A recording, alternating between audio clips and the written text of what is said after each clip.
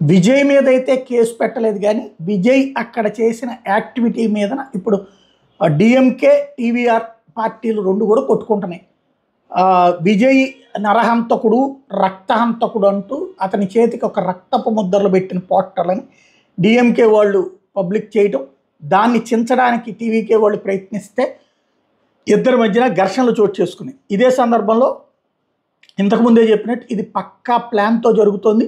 ప్రభుత్వ వ్యతిరేక ఓటుని చీల్చి ఏఐఏడిఎంకే భారతీయ జనతా పార్టీల కూటమిని పోటీలో లేకుండా చేసి డిఎంకే వర్సెస్ టీవీకే అన్నటువంటి ఫీలింగ్ క్రియేట్ చేయడం దీని వెనకాల ఉన్న ఎత్తుగడ. ఆ తర్వాత డిఎంకే 3 వంతుల స్థానాలు, ఇటు వీళ్ళు ఒక 1/4 వంతు స్థానం సంపాదించుకుంటే ఇద్దరూ కలిసి ప్రభుత్వం ఏర్పాటు చేస్తారు. డిఎంకే సీఎంగాను టీవీకేని డిప్యూటీ సీఎంగా అన్నటువంటిది వీళ్ళిద్దరి మధ్యన అండర్స్టాండింగ్ అన్నటువంటిది ప్రధానంగా కనబడుతున్న అంశం, అనుమానం అందులో. ఇకపోతే 41 మంది ప్రాణాలు కోల్పోయినటువంటి ఘటన 39 నుంచి 41కి చేరింది.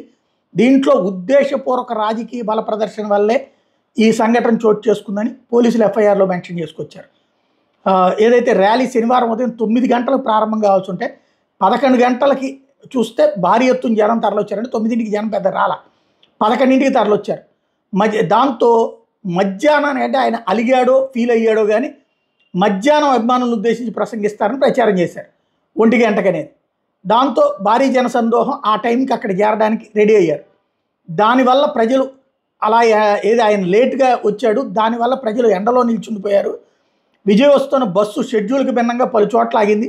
అక్కడెక్కడా అనుమతి లేకుండానే ఆయన తిరిగి వచ్చాడు. అలా ఆగడం వల్ల ఆ ప్రాంతాల్లో ట్రాఫిక్ అంతరాయం కలిగింది. అట్లాగే అక్కడ గుమిగూడినటువంటి వాళ్ళకి ఎవరికి మంచినీళ్ళు ఇవ్వలేదు, ఆహారం ఇవ్వలేదు, ఇతర సౌకర్యాలు కూడా ఏమీ లేవు. దాంతో సీనియర్ నాయకుడు ఎన్ ఆనంద్ అలా ఏర్పాటు చేయడంలో విఫలమయ్యాడు. 7 గంటలకు విజయ్ వచ్చేసరికి ఆ జనసమూహాన్ని నిర్వహించడం కష్టమైపోయింది. అది తొక్కిసలాటకి దారితీసిందంటే ఎఫ్ఐఆర్లో మెన్షన్ చేసుకొచ్చారు. పార్టీ జిల్లా secretary Madiyalam, state general secretary Anand, state joint secretary CTR Nirmal కుమార్లని ఎఫ్ఐఆర్లో నిందితులుగా చేర్చారు. ఈ తొక్కిసలాటకి సంబంధించిన సోషల్ మీడియాలో షేర్ అయిన వీడియోల్ని పోలీసులు పరిశీలిస్తున్నారు అన్నటువంటి విషయాన్ని చెప్పుకొచ్చారు.